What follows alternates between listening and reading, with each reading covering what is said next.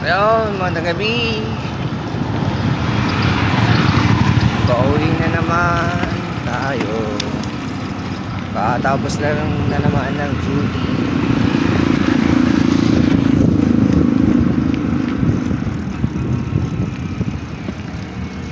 Well, anyway, ano yung magandang gawin bukas? Nakapaisip tuloy ako kung pwede magandang gawin bukas.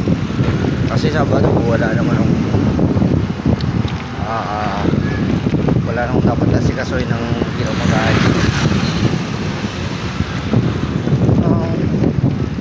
Ano kaya? Kasi nitong nitong weekdays niya talagang dami ko mga papers and documents. Then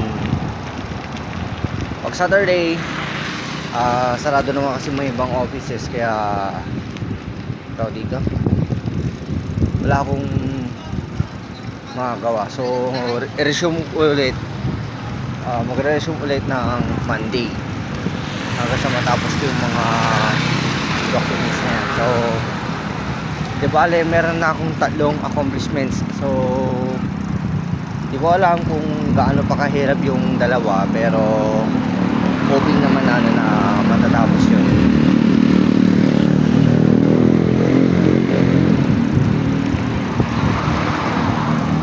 Hoping lang muna tayo sa daanan.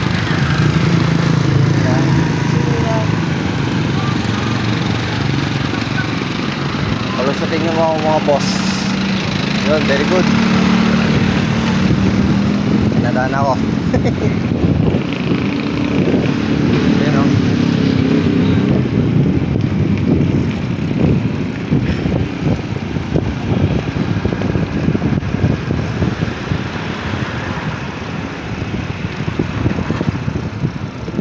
Grabe, malamig pa rin yung panahon.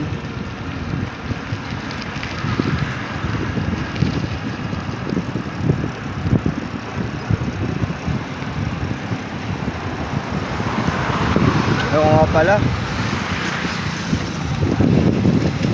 Pero etong matindi. Hoping na pagka matapos ko lahat ng naisip ko tuloy bigla. Hoping na matapos ko lahat ng mga papers and documents na dapat kong asikasuhin, dapat kong tapusin. Well, kailangan ko rin asikasuhin muna itong bisikleta ko na si Brandon. Kasi ang dami na niyang pwedeng palitan sa kanya. Tapos ang dami na rin pwedeng gagawin. Although hindi ako nag-upgrade pero wala na talaga, as in lumang-luma na. Gaya na lang ito. Tignan nyo. Itong preno. Pati rin sa kabila Hindi na rin sila pantay. Nayuyupi pagka naturumba ako nun. Nandala na rin ng antok.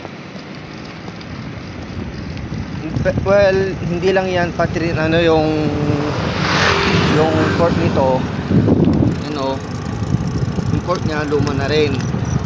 Hindi na rin siya gumagana, kaya dapat mapalitan na din yung court niya. Kaya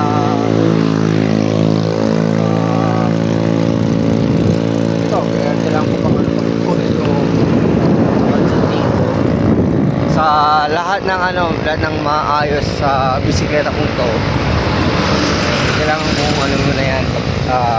Ito na yung isusunod ko pag-iipunan. Kaya yung mga bagay-bagay na dapat ko nang tapusin, yun muna yung gagawin ko.